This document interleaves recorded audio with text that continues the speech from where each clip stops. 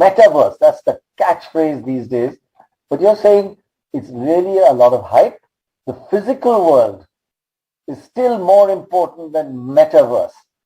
In fact, the use of the word Metaverse this year by corporates has gone up phenomenally. It's gone up 100 times what they used to use before. It's like the in thing to say, we're into Metaverse, right, Ruchir? Yeah, this is some data, I think, which was compiled by Bloomberg, where they looked at the transcripts of the quarterly calls that managements do and found that it's become so fashionable now to speak about the Metaverse.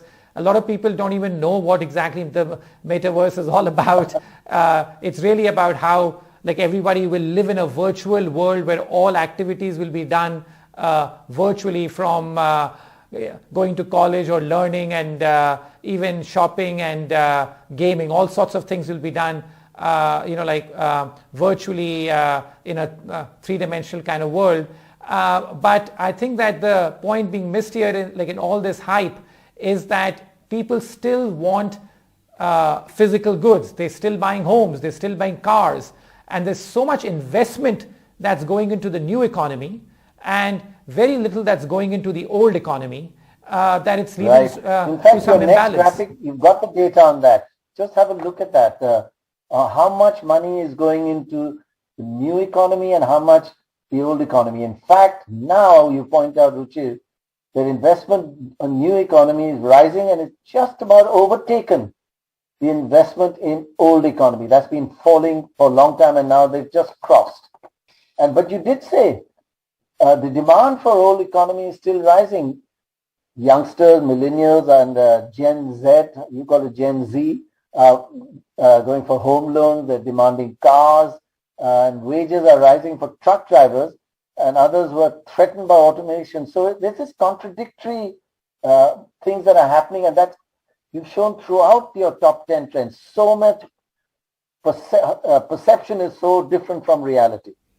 Yeah, a lot of echoes here, right? Even with the Greenflation theme, that where is the new investment going and where is demand? So of course the new economy is becoming more and more important.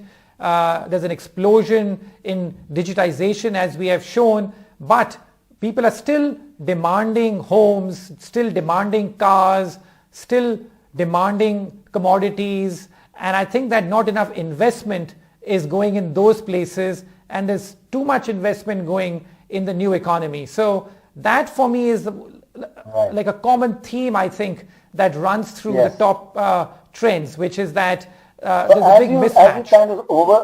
As you kind of do a quick summary, let's just look at the top trends, and you can the whole chart. This will all be available on ndtv.com, and you can look at it in detail there. But Ruchir, overall, summarize what you're seeing in the top trends of 2022. So as I said, there are some echoes, out here, which is the disconnect that's taking place between what people are demanding and what supply is out there. I think that it looks like that there are risks building out there, with interest rates set to rise even further, and that could deflate some of the optimism and some of the bubblets out there. I do feel that countries like the United States, the speculation is much more than in some of the emerging countries. But I think that, we just, in terms of just have to also see what happens with the pandemic. But to me, as we started at the outset of the show, that it's quite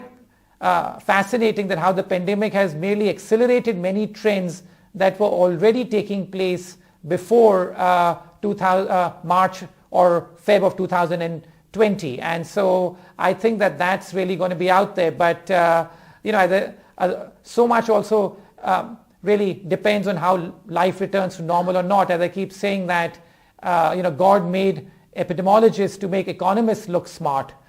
So those forecasts have been... Epidemiologists and Bengali economists neck and neck, on only time will tell what will happen.